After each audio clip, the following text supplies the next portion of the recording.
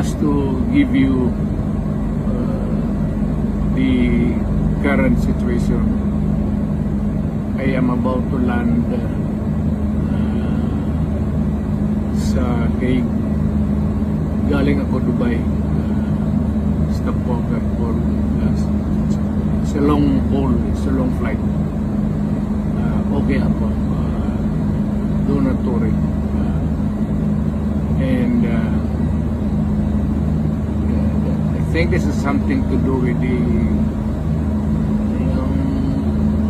law and order noon. At sinasabi ko naman sa mga pulis at military na trabaho kayo at ako ang managot.